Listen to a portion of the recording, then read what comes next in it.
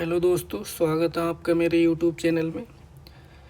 आज की हम इस वीडियो में बात करेंगे इंडियन काउंसिल एक्ट ऑफ 1861। इसके बारे में बात करेंगे। इससे पहले भी हमारी काफ़ी वीडियो अपलोड हो चुकी हैं। कंपनी रूल के बारे में ऑलरेडी जो है लेक्चर कंप्लीटेड है। अगर आपने वो नहीं देखा है तो आप जल्दी से जाके कंपनी रूल पर हमने वीडियो बनाया है, जो कि 1773 से लेकर 1858 तक रहा है। तो आप जाइए उन वीडियो को देख लें। अगर आप उन वीडियो को देख लेंगे तो ये आपको सारी समझ में आएगा। ठीक है, तो इस एक्ट में कौन कौन से फीचर हैं उनके बारे में बात कर लेते हैं। ठीक है, तो इसमें जो शुरुआत हुई थी रिप्रेजेंटेटिव इंस्टीट्यूशन।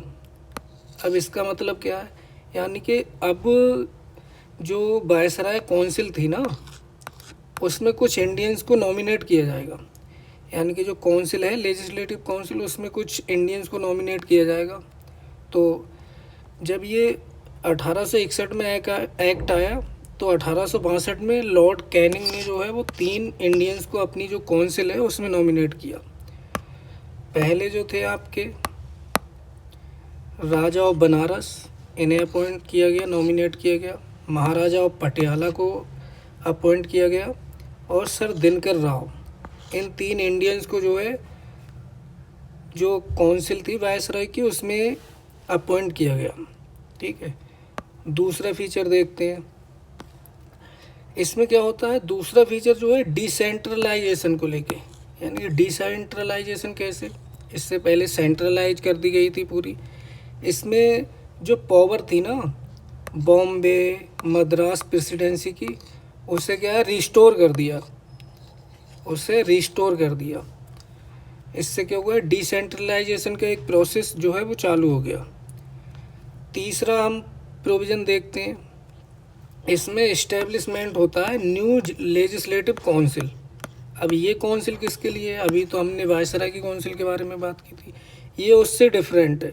यानी कि ये जो प्रोविंसेस थे, जैसे Bengal, north western provinces and Punjab, इस एक्ट में ये प्रोविज़न रखा गया कि ये जो 3 स्टेट है ना, ये 3 state Bengal, Punjab, north west provinces, इनके पास भी ये पावर है कि ये अपनी जो है लेजिस्लेटिव काउंसिल को जो है अपॉइंट कर सकते हैं। तो इसी पावर का यूज करते हुए इन्होंने क्या किया, इन्होंने जो है बंगाल ने 1862 में जो है लेजिस्लेटिव काउंसिल को अपॉइंट किया गया, और नॉर्थ वेस्ट प्रोविजन में 1886, और पंजाब ने 1897 में। नेक्स्ट प्रोविजन देखते हैं। अब ये क्या कहता है, it empower the viceroy to make rules and orders for more convenient transaction in the council. यानी कि जब काउंसिल होगी तो उसमें मीटिंग होगी, तो उसके लिए कुछ रूल की भी ज़रूरत होती है। तो ये पावर किसके पास थी, ये पावर थी वायसराय ऑफ इंडिया।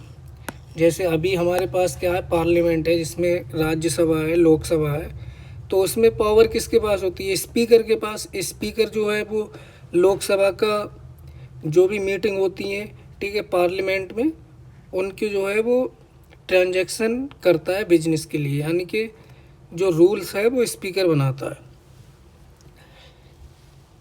इस एक्ट में और क्या था, it also gave a recognition to portfolio. यानी कि पोर्टफोलियो क्या है, लॉर्ड कैनिंग ने 1859 में जो है वो स्टार्ट किया था।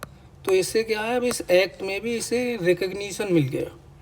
ठीक है, यानी कि अब क्या होगा, अब डिपार्टमेंट होंगे, बहुत सारे डिपार्टमेंट, तो डिपार्टमेंट का एक हेड बनेगा। ठीक है, ये क्वेश्चन कई सारी परीक्षाओं में पूछा जाता है, तो आप इसे नोट कर लीजिएगा।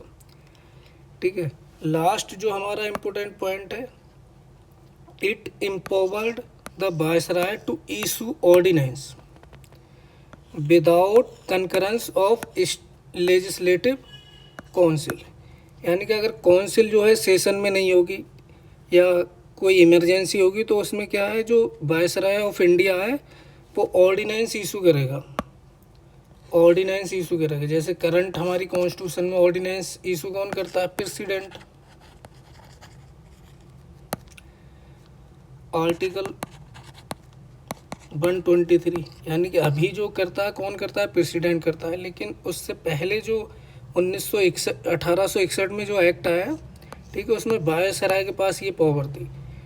तो इसकी ड्यूरेशन क्या थी? यानी कि ये 6 मंथ तक जो है वो रह सकता था, और इसे इमरजेंसी या जब सेशन इसमें नहीं था तो इसे वायसराय ऑफ इंडिया जो है वो इशू कर सकता था ऑर्डिनेंस। आज की वीडियो में इतना ही, मिलते हैं नेक्स्ट वीडियो में। Thank you.